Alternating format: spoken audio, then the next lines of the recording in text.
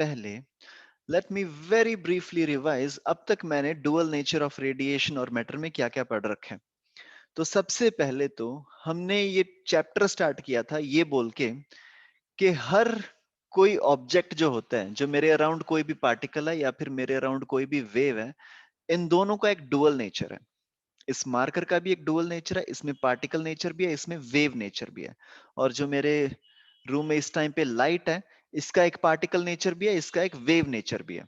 और फिर मैंने थोड़ी सी इसकी इसकी हिस्ट्री पढ़ी कि कैसे हुआ एक्चुअली में। एक जमाना था जब न्यूटन ने सबसे पहले बोला कि ये पार्टिकल्स हैं। फिर उसको चैलेंज करने के लिए काफी सारे लोग आए कि लाइट पार्टिकल नहीं है, लाइट वेव है, क्योंकि लाइट ने कुछ प्रॉपर्टीज शो करी, इंटरफेरेंस, डिफ्रैक्शन, ये सारी चीजें। फिर उसके बाद आइंस्टाइन ने प्रूव किया कि लाइट पार्टिकल भी है, लाइट वेव भी है। तो उसने उसको नाम दिया वेव पैकेट्स या फिर फोटॉन्स। सो अभी तक what we have started in this chapter is, मेरे पास दो तरह की चीजें हो सकती हैं। सबसे पहले तो दो तरह के नेचर होते हैं। एक मेरे पास होता है पार्टिकल नेचर, और दूसरा मेरे पास एक नेचर होता है वेव नेचर।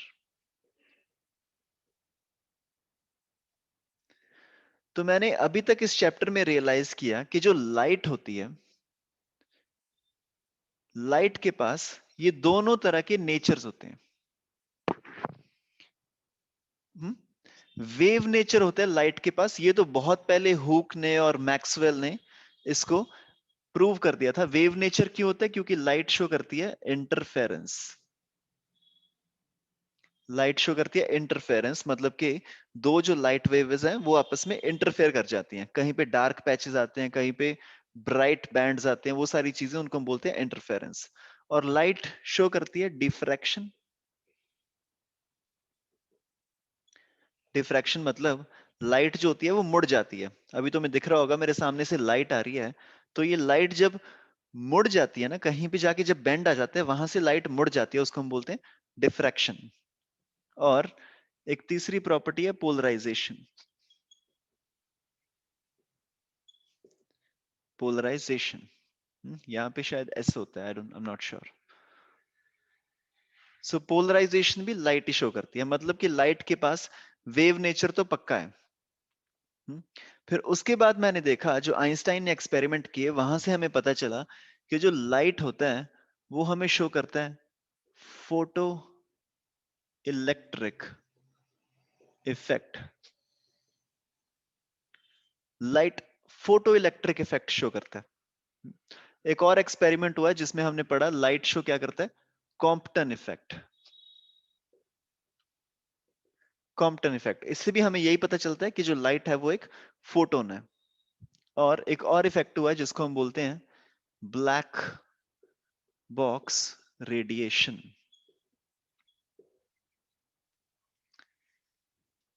इससे भी मेरे को यही पता चला कि जो लाइट है वो एक पार्टिकल की तरह बिहेव करती है। मतलब कि ये जो सारे इफेक्ट्स है ना, Compton effect, black box radiation, photo electric effect, इन सब में ये तभी प्रूव हो सकते थे जब हम लाइट को एज अ फोटोन कंसिडर करें। तो इन सारे इफेक्ट से मेरे को पता चला कि light is basically a photon, it has a particle nature. और ये सारे एक्सपेरिमेंट से मेरे को पता चला कि लाइट के पास एक वेव नेचर। तो यहां से मेरे को पता चला कि लाइट का जो होता है वो एक डुअल नेचर होता है। लाइट का एक डुअल नेचर होता है। तो ये तो बात होगी सारी रेडिएशन की। इसको तुम रेडिएशन बोल सकते हो, लाइट बोल सकते हो, कुछ भी बोल सकते हो। हम्म। तो रेडिएशन का एक डुअल नेचर होता है, पार्टिकल नेचर भी होता है और वेव नेचर भी होता है। ये मैंने प्रूव कर दिया अलग अलग एक्सपेरिमेंट्स कर करके। अब मेरे पास जो दूसरी चीज बच गई, मैटर। मैटर मतलब क्या? Everything which is around me which occupies space and has some mass is called as matter. जैसे कि ये पेन एक मैटर है, मैं एक मैटर हूं, ये गेट एक मैटर है, ये लैपटॉप एक मैटर है, ये माउस एक मैटर है। Basically anything which I see around myself which occupies some space and it occupies space and it has some mass, उसको हम बोलते हैं मैटर। या मैटर को तुम बोल लो कि कोई भी तुम्हारे आसपास अगर कोई ऑब्जेक्ट पड़ा है उसको। अब लाइट का तो डुअल नेचर मेरे को पता चल गया, लाइट के पास पार्टिकल नेचर है और लाइट के पास वेव नेचर है, और मैटर का भी एक नेचर तो मेरे को सीधा सीधा पता है, मैटर का पार्टिकल नेचर।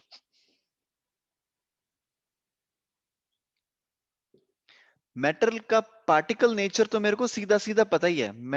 मैटर के पार्टिकल नेचर में तो कुछ नहीं है अभी तक जो हमने किया ना, Newton's laws of motion, rotational motion, ये सारी चीजें। मान लो वहां पे एक मेटालिक सरफेस है, अगर मैं ये मारू मेटालिक सरफेस पे, वहां से इलेक्ट्रॉन बाहर निकल आएगा, क्योंकि मार्कर में मैकेनिकल एनर्जी होगी, मैं यहाँ से मारूंगा, मैकेनिकल एनर्जी कन्वर्ट हो जाएगी काइनेटिक एनर्जी में।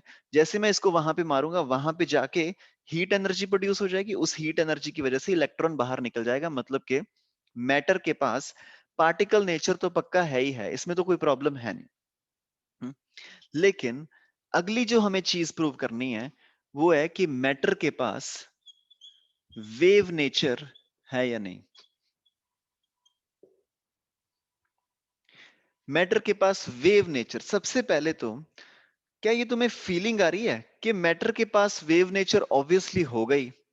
क्योंकि जब रेडिएशन के पास दोनों नेचर हैं, पार्टिकल नेचर भी है और वेव नेचर भी है, रेडिएशन के पास दोनों नेचर हैं, तो मैटर के पास भी दोनों नेचर होंगे ना, पार्टिकल नेचर भी होगी और वेव नेचर भी होगा। क्योंकि Yes, sir. या ये लग ही रहा है, मेरे को देखने से ही लग रहा है कि भाई इसका भी डुअल नेचर होगा, क्योंकि इसका डुअल नेचर है तो इसका भी डुअल नेचर होगा। तो ये जो हमें फीलिंग आ रही है कि मैटर के पास भी डुअल नेचर होगा, ऐसी एग्जैक्ट एक फीलिंग आई थी, और उस इंसान का नाम था जिसको ये फीलिंग आई थी, उसका नाम था डी ब्रॉगली। ये इंसान एक रिसर्च कर रहा था, उस टाइम पे उसको ये फीलिंग आई कि मैटर का डुअल नेचर होता है। जस्ट जस्ट फीलिंग थी, ठीक है, जैसे अभी हमें लग रहा है ना, हमने अभी कुछ एक्सपेरिमेंट तो किया ना, कुछ समझा हमने अभी तक, हमें जस्ट ये फीलिंग आ रही है कि यार जिस तरह से लाइट का डुअल नेचर है, इसी तरीके से मैटर का भी डुअल नेचर होगा।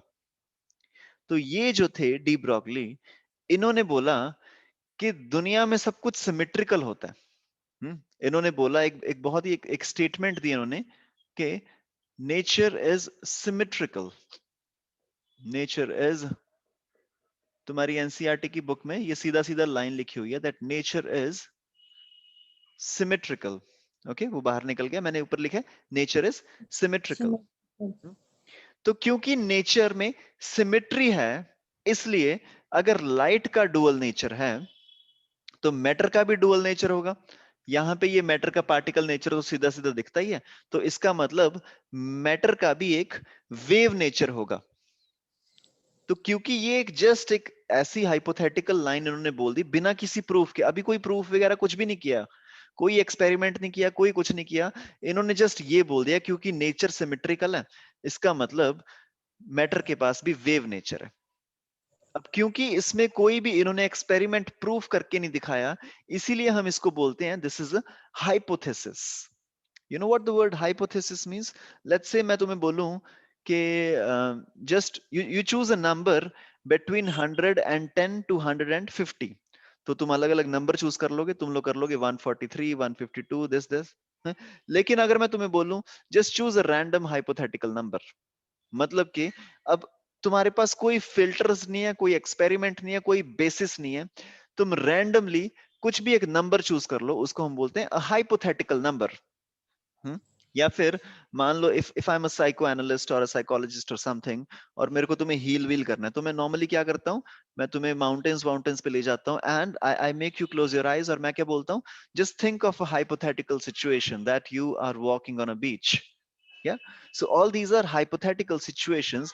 There is no reality ground to it, there is no experiment to it, there is no, there is no research on this. बस ये है, ये मैंने इमेजिन कर लिया।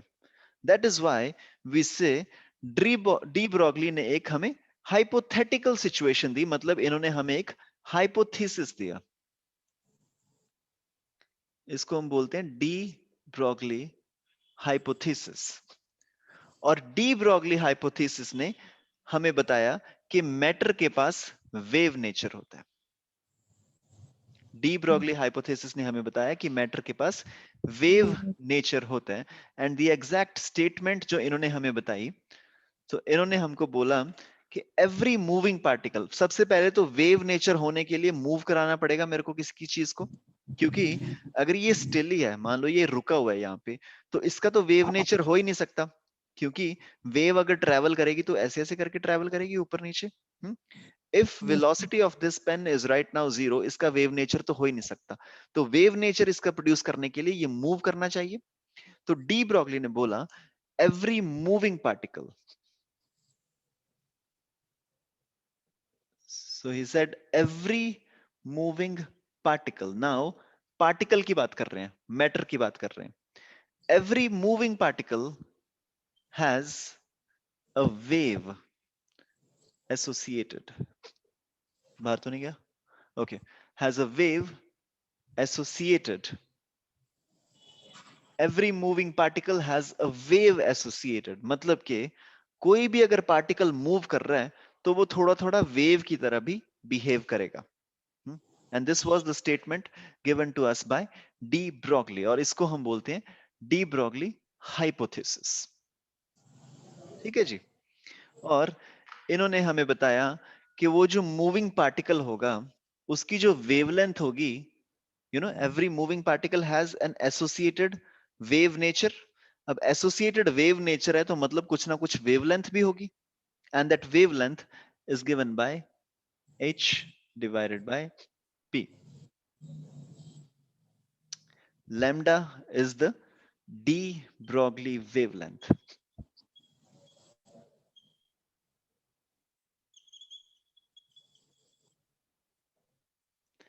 h आपको पता ही होगा already, Planck's constant, and p is the momentum of the moving particle। जो मूविंग पार्टिकल होगा उसकी de Broglie wavelength would be equal to h by p। Okay, so you take your time, just take a couple of minutes, इसको लिख लो एक बार, फिर will continue कि डी ब्रॉगली वेवलेंथ हम किस तरीके से निकालते हैं। Now a simple question, let's say 3 particles, एक इलेक्ट्रॉन है, एक प्रोटॉन है और एक न्यूट्रॉन है। इलेक्ट्रॉन, प्रोटॉन और न्यूट्रॉन तीनों जा रहे हैं अपनी अपनी किसी ना किसी स्पीड से जा रहे होंगे, कोई v1 से जा रहा है, कोई v2 से जा रहा है, कोई v3 से जा रहे हैं। ये अलग अलग स्पीड से जा रहे हैं, इलेक्ट्रॉन, प्रोटॉन और न्यूट्रॉन। लेट्स से इलेक्ट्रॉन है, एक प्रोटॉन है, and then we have a neutron. Let's say all of them are going with the same speed, going with v speed, v और v। तुम्हें बताना है, you find the order of de Broglie wavelengths for them। तुम्हें बताना है सबसे ज्यादा de Broglie wavelength किसकी होगी, फिर उसके बाद उससे कम de Broglie wavelength किसकी होगी, फिर उसके बाद उससे कम de Broglie wavelength किसकी होगी। So we have electron, proton and a neutron going at the same speed।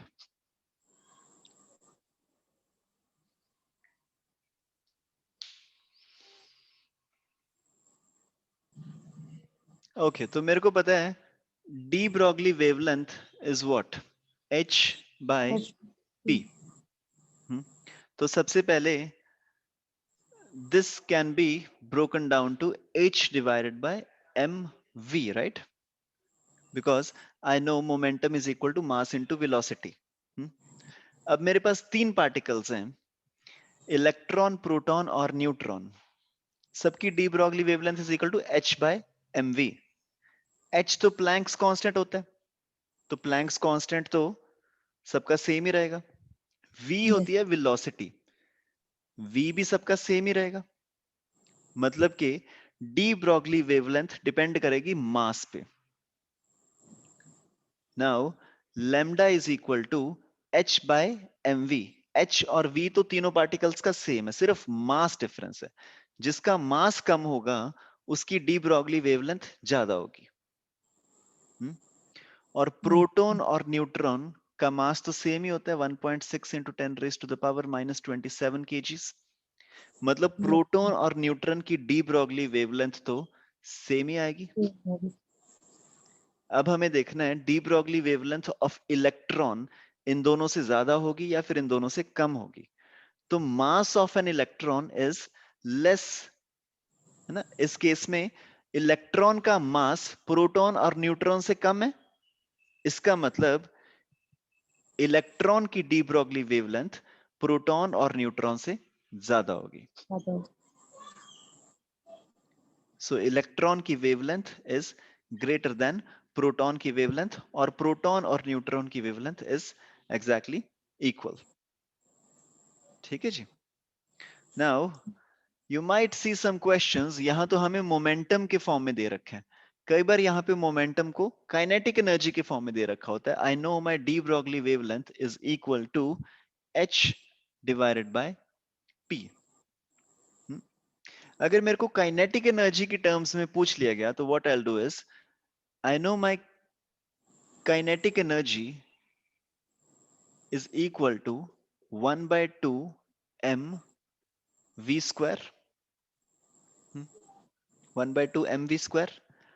अगर इस 1/2 mv स्क्वायर को मैं मल्टीप्लाई कर दूं m से और डिवाइड कर दूं m से, so what I'll get is kinetic energy should be equal to 1/2 m, तो नीचे आ गया, ऊपर क्या आ जाएगा m square v square. m square v square is also equal to mv का होल स्क्वायर। सही है सब कुछ, नो प्रॉब्लम। Yes sir. और mv तो मेरे को पता ही है, mv is what momentum is, mv यही होता है ना, mv को ही तो हम p लिखते हैं। तो this gives me kinetic energy is equal to p square by 2m। तो यहां से मेरा निकल के आ जाएगा p square is equal to 2 into mass into kinetic energy. So p will come out to be under root of 2 into mass into kinetic energy। ठीक है, ये जो p निकल के आया इसको पुट कर देते हैं अपना ये वाले इक्वेशन में। So my lambda in terms of kinetic energy will be equal to h divided by p। p क्या होता है, 2 into mass into kinetic energy of mass। Okay, so de Broglie wavelength can also be written as h divided by 2 mk का under root. और D Broglie wavelength का ये formula भी तुम लिख सकते हो in terms of momentum. Okay, note कर लो इसको जल्दी से। चलो जी, तो इसके बाद हम अपनी कहानी पूरी करते हैं कि डी ब्रॉगली ने एक हाइपोथेसिस दे दिया कि नेचर के पास सिमेट्री होती है, और उस सिमेट्री की वजह से मैटर के पास पार्टिकल नेचर भी है और वेव नेचर भी है, लेकिन उन्होंने कोई इसका एक्सपेरिमेंटल प्रूफ नहीं दिया। तो सारी जो आसपास के उस टाइम पे साइंटिस्ट थे वो बड़े परेशान हो गए एकदम से कि यार कोई प्रूफ तो है नहीं, ऐसे कैसे, मतलब एकदम से इसने आगे बोल दिया कि भाई इसके पास पार्टिकल नेचर भी है वेव नेचर भी है, थोड़ा सा प्रूफ देना चाहिए था ना उस टाइम पे। तो वो थीसिस लिख रहे थे, वो अपनी रिसर्च लिख रहे थे। उन्होंने रिसर्च में ये वाली बात बोली थी कि भाई इसके पास दोनों नेचर है। तो वो रिसर्च तो उनकी एक्सेप्ट हो गई कुछ ना कुछ करके, आइंस्टाइन साहब को बुलाया गया, उन्होंने बोल दिया कि ठीक है सही बोल रहा है जो भी बोल रहा है। तो रिसर्च तो उनकी उस टाइम पे एक्सेप्ट होगी, उसलिए उनको नोबेल प्राइज भी मिल गया उस चक्कर में। लेकिन अभी तक प्रूफ नहीं आया था, अभी तक प्रूफ नहीं आया था। और उसको प्रूफ करने के लिए बाद में हमें एक एक्सपेरिमेंट दिया डेविसन और जर्मर ने, डेविसन और जर्मर, जिसको हम आज पढ़ेंगे। और वो एक्सपेरिमेंट करने के लिए इन दोनों को भी बाद में नोबेल प्राइज मिला, नोबेल प्राइज दोनों को मिल गया। लेकिन जो पहले वाला बंदा था डी ब्रॉगली, उसने जस्ट एक हाइपोथेसिस दिया, उसने कोई एक्सपेरिमेंटल प्रूफ नहीं दिया था। लेकिन बाद वाले जो दो लोग थे डेविसन जर्मर, इन्होंने हमें एक एक्सपेरिमेंटल प्रूफ भी दिया कि क्यों ऐसा होता है, पार्टिकल के पास क्यों थोड़ी थोड़ी वेव नेचर भी होती है। आज हम वही पढ़ेंगे, डेविसन और जर्मर। लेकिन उसको पढ़ने से पहले लोग इसको कैसे चैलेंज करना स्टार्ट कर देते थे। लोग बोल रहे थे कि मान लो कि डी ब्रॉगली ने ये बोला था ना, lambda is equal to H by P. तो मान लो मैं हूं, ठीक है, let's say heaviest person could be like 100 kg, कोई 100 किलो का कोई लड़का है, ठीक है। वो जा रहा है 10 मीटर पर सेकंड की स्पीड से। तो उसकी डी ब्रॉगली वेवलेंथ निकाल के देखते हैं एक बार। लेट्स से कोई यहाँ पे लड़का है जिसका मास इज 100 kgs एंड उसकी वेलोसिटी है 10 मीटर पर सेकेंड। तो इसकी de Broglie wavelength would be equal to h by p, which is equal to 6.6 into 10 raised to the power minus 34 divided by p, मतलब कि mass into velocity, मतलब कि 10 into this should give you 6.6 into 10 raised to the power minus 31 1 meter. अब तुम ये देखो 10 raised to the power minus 31 अगर angstrom में भी लिख लोगे ना, this will become equal to 6.6 into 10 raised to the power minus 21 angstrom. ये एक बहुत ही छोटा नंबर है। ये नंबर इतना छोटा है कि मान लो किसी चीज की वेवलेंथ इतनी ज्यादा छोटी है कि तुम इसको कंसिडर करोगे ही नहीं कि ये वेव है। ये मतलब तुमने बोल तो दिया कि इसका वेव नेचर है, लेकिन ये वेव नेचर जो इसकी वेव बन के आई वो वेवलेंथ इतनी ज्यादा छोटी है कि इसको कंसिडर करने की जरूरत ही नहीं है। ये बहुत ज्यादा छोटी वेवलेंथ है इसकी। लेकिन फिर ये डी ब्रॉगली हाइपोथेसिस का फायदा क्या हुआ? सो इसका फायदा है इन सब एटॉमिक पार्टिकल्स, इन particles like electron, positron, proton, neutron. ये जिस स्पीड से जाते हैं ना, ये particles 10 raise to the power 6 की स्पीड से ट्रेवल करते हैं और इनका मास होता है बहुत ज्यादा छोटा।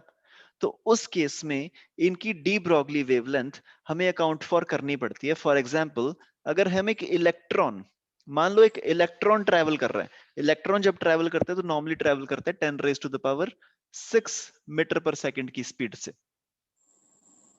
मान लो एक इलेक्ट्रॉन ट्रैवल कर रहा है तो उसकी हम डी ब्रॉगली वेवलेंथ निकाल के देखते हैं। Lambda of an electron should be equal to h divided by mass of an electron into velocity of an electron. This should give me 6.6 into 10 raised to the power minus 34 divided by mass of an electron is 9.1 into 10 raised to the power minus 31. Velocity normally electron की कितनी होती है? 10 raised to the power 6 के आसपास। ठीक है, तो अब तुम इसको सोच के देखो, ये 10 raise to the power minus 34 और 10 raise to the power minus 31 ऊपर जाके बन जाएगा 10 raise to the power minus 3 और ये भी ऐड हो जाएगा 10 raise to the power minus 6, तो टोटल मेरे को मिल जाएगा 10 raise to the power minus 9। इसको अगर तुम एंगस्ट्रॉम में लिखोगे, हाँ जी, सो वो -6 नहीं है ना? No this is +6। ये velocity of an electron, electron जब ट्रेवल करता है ना, इलेक्ट्रॉन जैसे मार्कर, इस मार्कर के अंदर इलेक्ट्रॉन्स होंगे ना बहुत सारे। इसी एटम से बना है, और एटम किससे बना है? एटम्स इलेक्ट्रॉन से बना है, प्रोटॉन से बना है, न्यूट्रॉन से बना है। वो जो इलेक्ट्रॉन है वो हमेशा घूमते रहते हैं न्यूक्लियस के अराउंड। वो जो घूमते रहते हैं हमेशा, उनकी speed is of this order 10 raise to the power 6 meter per second. So velocity of an electron is 10 raised to the power 6 meter पर सेकंड। ऊपर जाकर ये हो जाएगा -6, तो ये टोटल मेरे पास बन के आ गया 10 raised to the power -9। इस ऑर्डर में आ गई है। अगर मेरे को इसको एंगस्ट्रॉम में लिखना है, सो एंगस्ट्रॉम में this will give me somewhere around 7 into 10 raised to the power -10 meter, यानी कि अराउंड 7 एंगस्ट्रॉम। तो डी ब्रॉगली वेवलेंथ आ गई अराउंड 7 एंगस्ट्रॉम एक इलेक्ट्रॉन के लिए। अब ये नंबर सिग्निफिकेंट है, ये नंबर सिग्निफिकेंट नहीं था 10 रेज टू द पावर -21। इसका मतलब जब मैं चलता हूं, मैं मोशन में होता हूं, मेरी भी एक डी ब्रॉगली वेवलेंथ होती है, लेकिन वो वेवलेंथ इतनी ज्यादा छोटी है कि उसको कंसिडर करने का कोई फायदा नहीं है। लेकिन जब एक इलेक्ट्रॉन जा रहा होता है, एक तो इलेक्ट्रॉन का मास कम होता है, ऊपर से इलेक्ट्रॉन की स्पीड ज्यादा होती है, जिसकी वजह से उसकी जो डी ब्रॉगली वेवलेंथ निकल के आती है 7 एंगस्ट्रॉम, इसको हम इग्नोर नहीं कर सकते। और इसीलिए studying the wave nature of particles is important. तो कोई भी पार्टिकल जब मूव कर रहा होता है, उस मूवमेंट के दौरान उसकी एक वेवलेंथ होती है, और इसी वेवलेंथ को डी ब्रॉगली ने नाम दिया, this is called as matter waves. This is called as matter waves. ये नाम दिया हमें डी ब्रोगली ने। इससे पहले आइंस्टाइन ने एक नाम दिया था, याद है? आइंस्टाइन ने एक नाम दिया था वेव पैकेट्स। आइंस्टाइन ने बोला था जो रेडिएशन है वो रेडिएशन थोड़ी थोड़ी फोटॉन्स की तरह भी होती है, तो उसने बोला वेव ट्रेवल करती है वेव पैकेट की फॉर्म में। डी ब्रोगली ने बोला कि मैटर जब चलता है तो मैटर चलता है मैटर वेव्स की तरह। बेसिकली दोनों का एक डुअल नेचर है। तो लेकिन हमने बहुत सारी चीजें पढ़ ली इसके बारे में, लेकिन अभी भी हमारा क्वेश्चन अनआंसर्ड है। वो क्वेश्चन ये है कि भाई ये तो बताओ, इसका कैलकुलेशन वगैरह तो तुमने करके दिखा दी, lambda is equal to H by M V, lambda is equal to H by under root of 2 m k, lambda is equal to H by under root of 2 m e v। बहुत सारे तुमने formulas बता दिए, लेकिन ये तो सबसे पहले प्रूव करके दिखाओ कि असली में मैटर के पास वेव नेचर होता भी है या नहीं। और उसको प्रूव करने के लिए हमारे पास आए दो नए साइंटिस्ट्स जिनका नाम है डेविसन और जर्मर।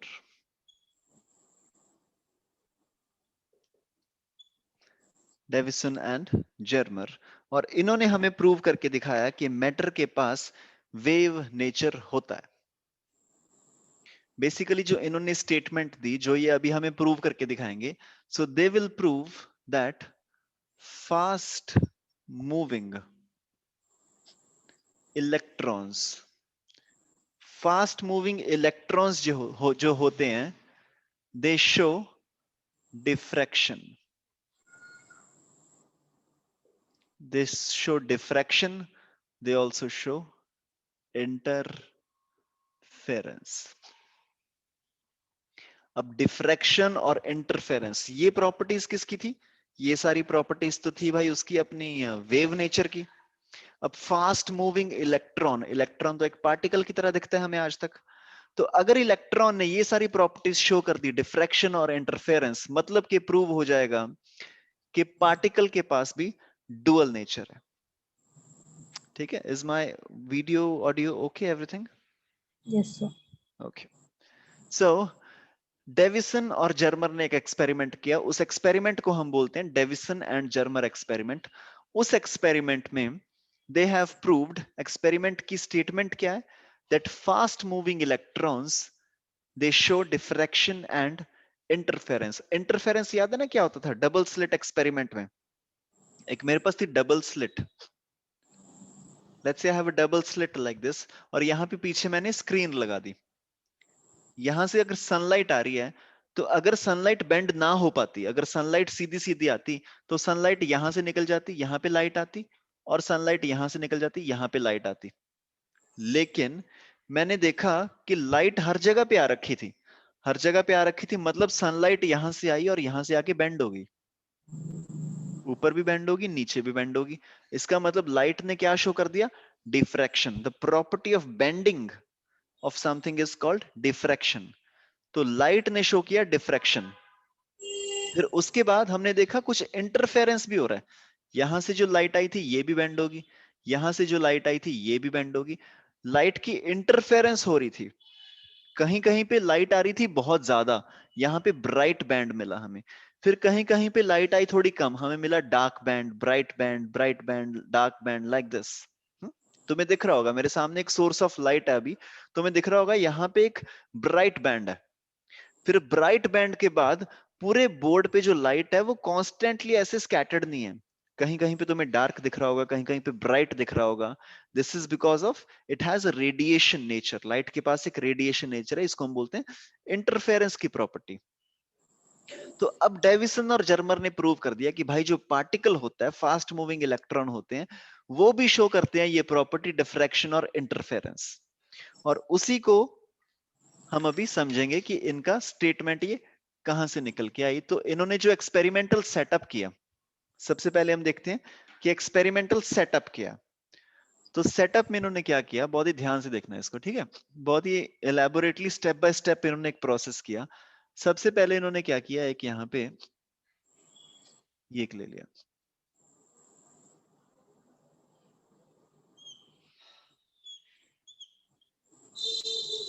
ठीक है जी, ये क्या है? ये तुम्हारा हाथ नहीं है, this is a tungsten filament. This is a tungsten filament. Filament क्या होता है? जिससे हम बल्ब वगैरह चलाते हैं, और इसको मैंने कनेक्ट कर दिया बैटरी से, बहुत ही छोटी बैटरी से कनेक्ट किया। सो you can say this is a low terminal voltage, low terminal voltage या फिर लो टर्मिनल बैटरी। ओके, अगर आप बोर्ड के एग्जाम्स के लिए प्रिपेयर कर रहे हो, then it's best you can note it down side by side, जैसे जैसे मैं बना रहा हूँ साथ साथ में इसको नोट करते रहो। तो लो टर्मिनल बैटरी मतलब, और ये कितने वोल्ट के लिए? उसने लगभग 6 वोल्ट के लिए, 6 वोल्ट से लेके 12 वोल्ट के अंदर अंदर, मतलब कि बहुत ही कम बैटरी ली इसने। जो हम सेल डालते हैं ना अपने, जो टीवी के रिमोट में हम सेल डालते हैं, वो रिमोट होता है 2 वोल्ट का। अगर मैं वैसे 3 सेल आगे पीछे लगा लूं, रिमोट में ही चले जाते हैं 3-4 तो आजकल, अगर मैं वो 3 सेल आगे पीछे लगा लूं तो मेरी कितनी बैटरी बन जाएगी? 6 वोल्ट की। अगर मैं 6 साल वैसे आपस में आगे पीछे लगा लूं तो मेरे पास बन जाएगा 12 वोल्ट। मतलब कि यहाँ पे बहुत ही छोटी बैटरी इसने लगाई, और यहाँ पे लगा दिया टंगस्टन फिलामेंट। ये छोटी बैटरी लगाने का मतलब क्या था? कि हमें यहां से ज्यादा इलेक्ट्रॉन्स नहीं चाहिए, हमें यहां से सिर्फ थोड़ी सी हीट चाहिए। हम चाहते हैं कि इस टंगस्टन को हम हीट कर लें थोड़ा सा। टंगस्टन ऐसा मटेरियल है, बहुत जल्दी हीट हो जाता है, थोड़ी सी एनर्जी के साथ वो अपना टेम्परेचर बहुत ज्यादा राइज कर लेता है। तो यहां पे मैंने ले लिया टंगस्टन फिलामेंट। उसके बाद टंगस्टन फिलामेंट की मैंने कर दी कोटिंग। वैसे एक्चुअली में ऐसे ऐसे ऊपर उसके ऊपर कोटिंग हुई थी, लेकिन एक्सपेरिमेंट में दिखाने के लिए मैं इसकी कोटिंग कैसे कर रहा हूं? इस तरीके से, इस तरीके से यहां पे मैंने कर दी टंगस्टन के अराउंड कोटिंग कर दी। और मैंने इसको किस मटेरियल से कोट किया? The material used was barium oxide. ये तुम केमिस्ट्री में पढ़ोगे, बेरियम ऑक्साइड एक ऐसा मटेरियल है जिसका वर्क फंक्शन बहुत ही कम है। वर्क फंक्शन क्या होता है? किसी चीज में से इलेक्ट्रॉन निकालने के लिए उसको कितनी एनर्जी देनी पड़ेगी, उसको हम बोलते हैं वर्क फंक्शन। बेरियम ऑक्साइड का वर्क फंक्शन बहुत कम है। तो अभी तुम्हें आइडिया लग गया होगा कि इसको बेरियम ऑक्साइड से कोटिंग क्यों किया। टंगस्टन से कोटिंग कर दी बेरियम ऑक्साइड की, ताकि यहां से हम प्रोवाइड करेंगे बैटरी, यहां से एनर्जी प्रोवाइड करेंगे, ये हीट अप हो जाएगा टंगस्टन। टंगस्टन जब हीट अप हो जाएगा, इसको हीट मिलेगी बेरियम ऑक्साइड को, और इसका वर्क फंक्शन बहुत कम है, यहां से इलेक्ट्रॉन निकल जाएंगे। ठीक है, ये अपना प्लान है कि इलेक्ट्रॉन को ऐसे निकाल देंगे बाहर। नाउ इलेक्ट्रॉन जब यहां से निकलेगा, कोई इलेक्ट्रॉन यहां निकल गया, कोई इलेक्ट्रॉन उधर निकल गया, कोई इलेक्ट्रॉन इधर निकल गया, हर जगह पे स्कैटर्ड होगा इलेक्ट्रॉन। अनपोलराइज्ड हम बोलते हैं इसको, अनपोलराइज्ड वे में हर जगह पे इलेक्ट्रॉन स्कैटर्ड होगा, करेक्ट। लेकिन उस इलेक्ट्रॉन को एक पर्टिकुलर बीम बनाने के लिए हमने क्या किया? यहां पे एक सिलेंडर ले लिया, बहुत ही नैरो सिलेंडर ले लिया, एक इस तरह का। ओके, मुझे तुम्हें बोर्ड पे बना के दिखाना है, इसलिए मैं बहुत ही इसको बड़ा ले रहा हूं, बट एक्चुअली में this is a very very narrow cylinder. ये है एक नैरो सिलेंडर, और इसको हमने क्या किया? इसको हमने पॉजिटिव पोटेंशियल पे रख दिया। इसको हमने पॉजिटिव पोटेंशियल पे रख दिया। ये सारा काम हमने क्यों किया? ताकि जो इलेक्ट्रॉन इधर उधर जा रहे थे सारे, वो अट्रैक्ट होके अब इस सिलेंडर के अंदर में से निकलना स्टार्ट कर दें। एक इलेक्ट्रॉन पहले तो अलग अलग निकल रहा था, अब इलेक्ट्रॉन की बीम बन जानी चाहिए, अब इलेक्ट्रॉन की बीम बन जाएगी। तो तुम ध्यान से देखो, ये इलेक्ट्रॉन अभी इसके अंदर अट्रैक्ट होगा, फिर और आगे अट्रैक्ट होगा, अट्रैक्ट होगा, अट्रैक्ट होगा, और क्योंकि इसमें मोशन भी है, मोशन की वजह से ये आगे निकल जाएगा इलेक्ट्रॉन। और हमें ये भी ध्यान में रखना है कि ये जो इलेक्ट्रॉन है, हमें ये जो हाई वोल्टेज है, ये हाई वोल्टेज बहुत ज्यादा नहीं बढ़ा देनी। मान लो ये वोल्टेज मैंने बहुत ज्यादा बढ़ा दी यहाँ पे, लेट्स से मैंने यहाँ पे 1000 वोल्ट बढ़ा दी, पॉजिटिव, पॉजिटिव जो मेरी हाई वोल्टेज है मैंने बहुत ज्यादा बढ़ा दी, तो उस केस में क्या होगा? ये इलेक्ट्रॉन ट्रेवल करता करता करता करता इसी से ही चिपक जाएगा। क्योंकि बहुत ज्यादा वोल्टेज दे दी मैंने। तो मेरे को वोल्टेज थोड़ी सी कंट्रोल में रखनी है, मेरे को जस्ट इलेक्ट्रॉन की स्पीड इंक्रीज करनी है। इलेक्ट्रॉन पहले एक एक बाहर निकल रहा था, अब मेरे को इलेक्ट्रॉन की बीम चाहिए। तो इलेक्ट्रॉन की बीम के लिए what I will do is, मैंने एक हाई वोल्टेज सिलेंडर रख दिया, narrow cylinder. So this is a high voltage narrow cylinder. This is a high voltage narrow cylinder. ठीक है जी। अब यहां से इलेक्ट्रॉन की बीम बाहर निकलेगी, इलेक्ट्रॉन की बीम बाहर निकलेगी, और इसके सामने मैंने लगा दिया एक स्क्रीन, या फिर तुम इसको बोल सकते हो इसके सामने हमने लगा दिया एक निकल का क्रिस्टल। निकल क्रिस्टल, क्रिस्टल क्यों लगाया जी? ताकि हमें यहां से रिफ्लेक्ट कराना है इलेक्ट्रॉन को। यहाँ पे मैं गत्ता भी रख सकता था, लेकिन उस केस में क्या होता, इलेक्ट्रॉन वहां पे आके लग तो जाता लेकिन प्रॉपरली रिफ्लेक्ट ना हो पाता। हमें आगे रिफ्लेक्ट कराना है। मैं चाहता हूं कि इलेक्ट्रॉन यहाँ पे आए और यहाँ के बाद कहीं चला जाए, वो यहाँ पे ऐसे रिफ्लेक्ट हो जाए। ठीक है, निकल क्रिस्टल लगा दिया, और क्रिस्टल के बाद हमें यहां से इलेक्ट्रॉन को रिफ्लेक्ट करवाना है। और जब इलेक्ट्रॉन को हमने रिफ्लेक्ट कराया, तो वहां से इलेक्ट्रॉन को डिटेक्ट करने के लिए हमने यहां पे क्या लगा दिया, इलेक्ट्रॉन डिटेक्टर। हमने लगा दिया एक इलेक्ट्रॉन डिटेक्टर, जो कि एक मूवेबल इलेक्ट्रॉन डिटेक्टर है। फॉर एग्जांपल इस तरीके का एक इलेक्ट्रॉन डिटेक्टर मैंने लगा दिया, इस तरह का। अब इसमें इलेक्ट्रॉन आएगा तो ये डिटेक्ट कर लेगा, this is an electron detector.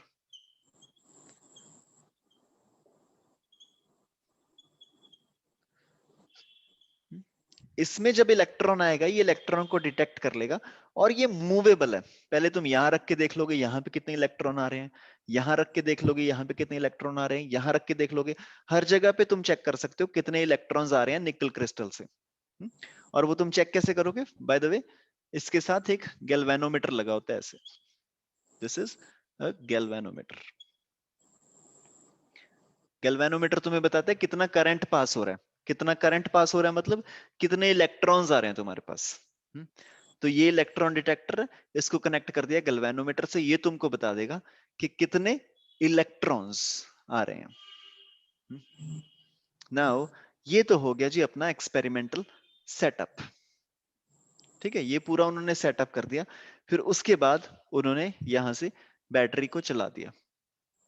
अब जब मैंने यहां से बैटरी को ऑन कर दिया, तो ये टंगस्टन फिलामेंट हीट अप हो जाएगी। टंगस्टन फिलामेंट जब हीट अप हो जाएगी, ठीक है, मैं ये सारी चीजें लिखवाऊंगा नहीं, मैं तुम्हें जो समझा रहा हूं तुम अपने आप लिख लेना इसको। टंगस्टन फिलामेंट जब हीट हो जाएगी, तो हीट होने के बाद बेरियम ऑक्साइड को भी थोड़ी सी हीट एनर्जी मिलेगी। उस बेरियम ऑक्साइड की हीट एनर्जी की वजह से इसका वर्क फंक्शन क्योंकि बहुत कम है, बेरियम ऑक्साइड का वर्क फंक्शन बहुत कम है, उसकी वजह से यहां से इलेक्ट्रॉन्स बाहर निकलने स्टार्ट हो जाएंगे। यहां से इलेक्ट्रॉन्स बाहर निकलने जब स्टार्ट हो गए, लेकिन वो हर डायरेक्शन में जा रहे हैं स्कैटर्ड, तो उन्हें एक पर्टिकुलर बीम बनाने के लिए मैंने क्या किया, बीच में लगा दिया high voltage cylindrical positive charge. Beam बनाने के लिए हमने दे दिया बीच में हाई वोल्टेज। इसको बहुत ज्यादा मैं हाई नहीं दे सकता वोल्टेज, और इसको मैं बहुत कम वोल्टेज भी नहीं दे सकता, क्योंकि अगर मैंने बहुत कम वोल्टेज दे दी इसको, फिर तो ये उसको स्पीड अप कर ही नहीं पाएगा। ये हमने बाय द वे लगाया क्यों है, क्योंकि हमें चाहिए थे fast moving electrons, fast moving electron चाहिए थे। जब एक इलेक्ट्रॉन स्कैटर होगा तो वो तो बड़े स्लो बाहर आ जाएगा, लेकिन हमको चाहिए थे फास्ट पूरे इलेक्ट्रॉन्स, तो इसलिए हमने लगाया high voltage narrow cylindrical positive charge. तो इस पॉजिटिव चार्ज में से हम इसको बहुत कम वोल्टेज भी नहीं दे सकते, क्योंकि अगर मैंने बहुत कम वोल्टेज दे दी इसको 10 वोल्ट, तो फिर तो क्या होगा, ये इलेक्ट्रॉन्स की स्पीड इंक्रीज कर नहीं पाएगा। और अगर मैंने इसको बहुत ज्यादा वोल्टेज दे दी, तो बहुत ज्यादा वोल्टेज के साथ क्या चक्कर है, ये इसके साथ ही जाके चिपक जाएगा इलेक्ट्रॉन। तो हमें इसको देनी है कुछ मिड रेंज वोल्टेज। और वो जब डेविसन और जर्मर ने एक्सपेरिमेंट किया, इन्होंने देखा कि बेस्ट इंटेंसिटी, इलेक्ट्रॉन्स की इंटेंसिटी की बेस्ट रेंज किस पे आती है, फ्रॉम 44 to 64 volts. ये जो पॉजिटिव हाई चार्ज मैंने दिया है, when this is around 44 volt to 64 volt, in that case यहाँ पे मैक्सिमम डिफ्लेक्शन होती है गिल्वेनोमीटर में, मतलब ज्यादा से ज्यादा इलेक्ट्रॉन यहाँ पे उस केस में आ रहे हैं। तो हमने ये जो हाई वोल्टेज थी, पॉजिटिव वोल्टेज थी, इसको भी सेट कर लिया। Now this positive voltage is 44 to 64 volt. उसके बाद हमने ऑब्जर्वेशन स्टार्ट की कि इलेक्ट्रॉन डिटेक्टर में क्या हो रहा है। तो इलेक्ट्रॉन डिटेक्टर में जब हमने देखा, ये different, it's a movable scale, ये डिफरेंट एंगल्स हैं। लेट्स से ये 0 डिग्री एंगल, ये 10 डिग्री एंगल, ये 20 degree angle, this is 30 degree angle, 40, 50, 90, ये पूरा का पूरा ऐसे 3D में है, पूरा का पूरा इस तरीके से। यहां पे हमने उसके बाद ऑब्जर्वेशन स्टार्ट की, और ऑब्जर्वेशन में हमने एग्जैक्टली वही चीज पाई जो सिर्फ एक लाइट कर सकती है। लाइट ने अभी अभी क्या किया था, डबल स्लिट एक्सपेरिमेंट में लाइट ने की थी इंटरफेरेंस। यहां पे एग्जैक्टली इंटरफेरेंस शो की हमारे इलेक्ट्रॉन्स ने। इलेक्ट्रॉन्स ने क्या किया, यहां पे जब हमने मूवेबल डिटेक्टर को रख के देखा तो गिल्वेनोमीटर की एक reading I which was at the peak. यहां पे गिल्वेनोमीटर की रीडिंग आई मैक्सिमम। थोड़ा सा मैंने मूवेबल डिटेक्टर को इधर शिफ्ट किया, गैल्वेनोमीटर की रीडिंग कम होगी। थोड़ा सा उधर शिफ्ट किया, गैल्वेनोमीटर की रीडिंग कम होगी। फिर थोड़ा सा मैं आगे लेके जाया गया, गैल्वेनोमीटर की रीडिंग बढ़ गई। थोड़ा सा लेफ्ट लेके गया, गैल्वेनोमीटर की रीडिंग और बढ़ गई। Basically the electron is showing a wave nature. Actually में ये कैसे हुआ, अगर मेरे को ग्राफ बनाना है तो व्हाट हैपेंड वाज, यहां पे मेरा है थीटा, ये theta varying from 0 to 360 degree, और यहां पे what I have is intensity, intensity of the electrons. इसको तुम बोल सकते हो करंट, या फिर इसको तुम बोल सकते हो गैल्वेनोमीटर की रीडिंग। तो हमने नोटिस किया एक पर्टिकुलर एंगल पे, लेट्स से 30 डिग्री एंगल पे करंट इज मैक्सिमम। उससे थोड़ा सा कम जब तुम आओगे, करंट इज लेस। उससे थोड़ा सा ज्यादा जाओगे, करंट इज लेस। फिर थोड़ी आगे जाके करंट बिकम्स मोर, थोड़ी आगे जाके कम, then more, then less, then more, then less, like this. Similarly to the left. क्या ये एग्जैक्ट चीज हमें ऑप्टिक्स वाले चैप्टर में इंटरफेरेंस में देखी थी? लाइट भी बिल्कुल ऐसा ही सेम ग्राफ शो करता है जो कि अभी पार्टिकल नेचर ने शो कर दिया, वैसा का वैसा एकदम से ग्राफ। और इसका मतलब पहले उन्होंने बड़ा इस पे डाउट किया कि यार क्या ये सच में जो पार्टिकल है वो वेव नेचर शो कर भी रहा है या नहीं। तो उन्होंने बड़े इस पे डाउट किए, तो उन्होंने बोला कि यहां से ना क्या होगा कि जो इलेक्ट्रॉन है वो, क्योंकि यहां से निकल रहा है, एक इलेक्ट्रॉन यहां से निकला, एक इलेक्ट्रॉन यहां से निकला, तो एक इलेक्ट्रॉन यहां पे स्ट्राइक किया, एक इलेक्ट्रॉन यहां पे स्ट्राइक किया, एक यहां पे स्ट्राइक किया, उस वजह से कुछ दिक्कत हो गई होगी, अलग अलग एंगल पे वो जाके लग रहा होगा, इस वजह से ये इंटेंसिटी की इस तरीके से शेप बन के आ रही है। लेकिन इसको भी आगे फर्दर फर्दर इसको कंफर्म करने के लिए डेविसन और जर्मर ने क्या किया, यहां पे एक फिल्टर लगा दिया, यहां पे एक थिन फिल्टर लगा दिया। ये इस तरह का फिल्टर था कि इसमें से एट अ टाइम एक ही इलेक्ट्रॉन निकल सकता है। मतलब कि अब ये जो स्पेस मेरे पास बन के आ गई, ये वाली स्पेस, इसमें से एक ही इलेक्ट्रॉन निकल सकता है एक टाइम पे। आगे पीछे जा सकते हैं, लेकिन ऐसा नहीं कि एक इलेक्ट्रॉन इधर निकल गया, एक इलेक्ट्रॉन इधर निकल गया, एक इलेक्ट्रॉन इधर, नॉट लाइक दैट, ठीक है। इसमें से एक इलेक्ट्रॉन निकलेगा, वो इसमें जाएगा, इसके पीछे दूसरा इलेक्ट्रॉन वो इसमें जाएगा, इसके पीछे तीसरा इलेक्ट्रॉन। बेसिकली तुमने क्या क्रिएट कर लिया, एक इलेक्ट्रॉन की बीम क्रिएट कर ली। और इलेक्ट्रॉन की बीम क्रिएट कर ली, and this is one single electron beam. ऐसे अब तो तुम्हारा वो वाला वो वाला भी खत्म हो गया, वो वाला जो एक क्वेश्चन आया था ना मेरे पास कि भाई अलग अलग जगह पे निकल क्रिस्टल पे इलेक्ट्रॉन जाके लग रहा होगा, जिसकी वजह से अलग अलग एंगल पे हमें अलग अलग इंटेंसिटी दिख रही है।